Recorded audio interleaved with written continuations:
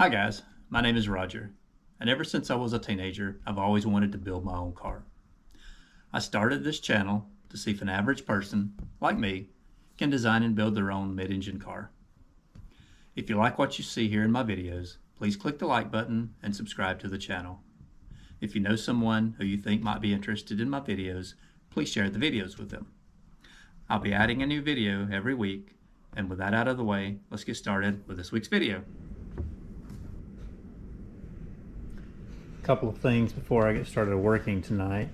The driver's side window regulator and track for the window came in today. I have the glass placed in it here, roughly where it goes. I don't believe I have the correct size hardware to bolt this in permanently, but I'm going to look around and see what I can find. And once that's bolted in there and aligned correctly, I can start working out how I'm going to mount this track and regulator into the door frame.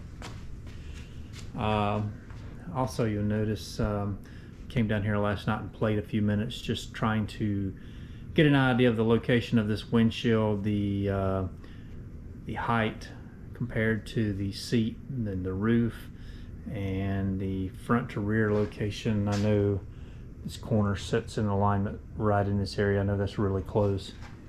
The angle is somewhat controlled by the height, so this is about right. When I'm sitting in the car, I've got just about the right amount of head clearance. Then you'll have the thickness of the roof, the headliner and all that coming down. So this is close. It's within an inch.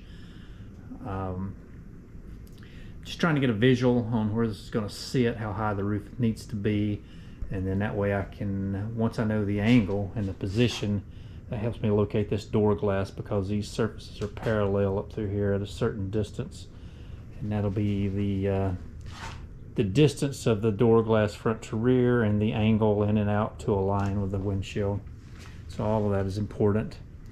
But before I can start doing anything tonight, I've got to remove this and weld that gear on that plate permanently. I ran out of welding rods yesterday, and I stopped today and picked up another pack of welding rods. So I have the welding rods. I'm gonna go ahead and weld that on solid, get this door back on in the correct alignment.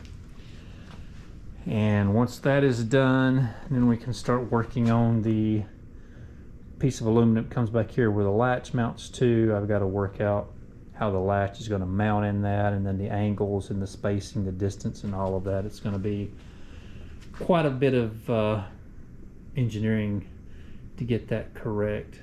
But let's go ahead and get this rotating mount here welded and back on the car, and the door sitting in the exact location, and then we'll start worrying about these dimensions and this locking mechanism.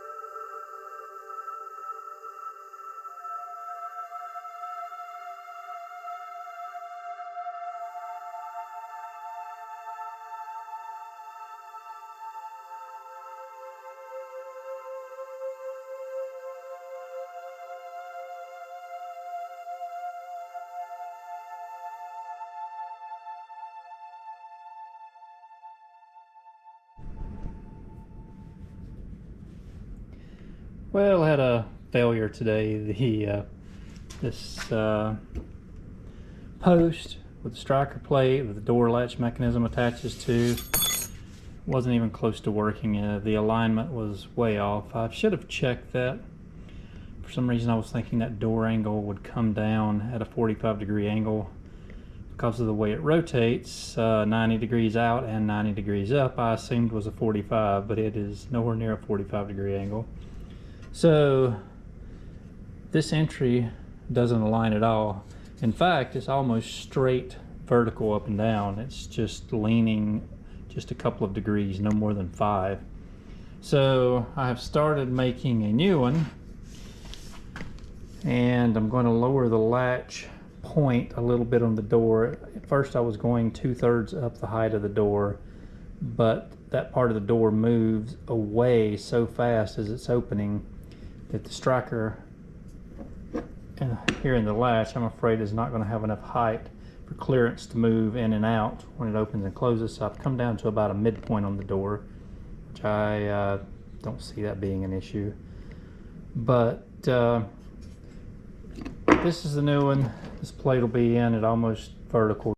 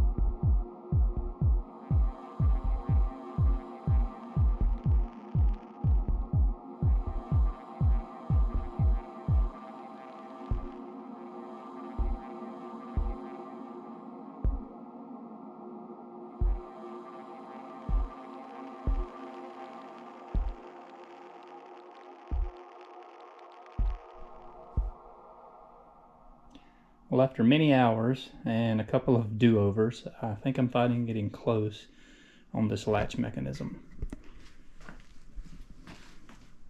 This is kind of what it looks like up close. And it has an electronic release on the latch, but for right now I'm using this emergency release. It's in a C7 Corvette. This is in the trunk, and this is in case your battery goes dead, so you can unlock the doors or open the doors.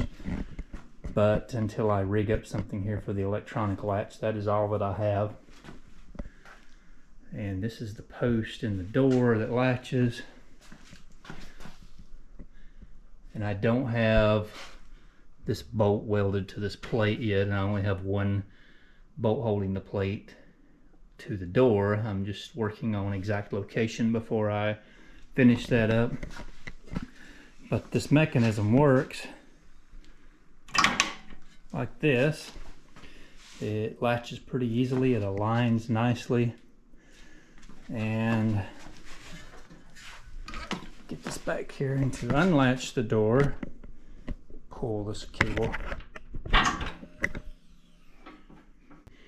So there's this is the connector here that plugs onto this electronic latch, and there's quite a few wires there. I've got the schematic. I took a picture of it so I can play with that and start working with rigging up something to make the electric latch function, just to test this door sometime in the near future. But for now, this emergency release works fine to see how the mechanism works. And I don't have this post welded in place, it's just clamped. I was working on knowing that the latch did function correctly before I welded that on. But it will weld on all down along here, and there'll be some kind of a brace similar to this welded in just to hold it, strengthen it and hold it in place. I just have this clamped here now just to make it rigid, but that should be pretty secure.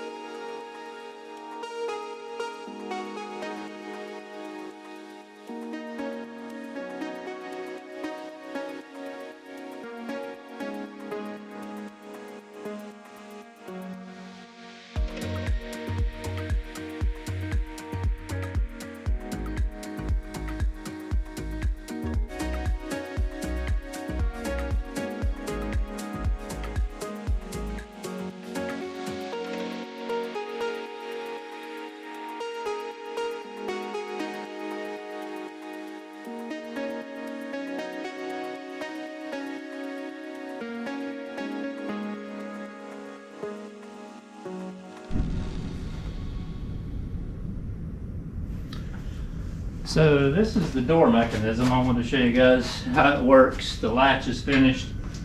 It's an electronic latch, so I'm having to use these safety release for when the battery's dead. That triggers the door to open.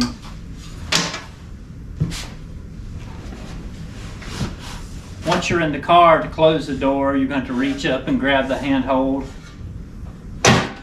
shut the door. The latch is secure. And then to open the door, there'll be an electronic button, of course, you press, but we'll use this safety latch. And the door opens.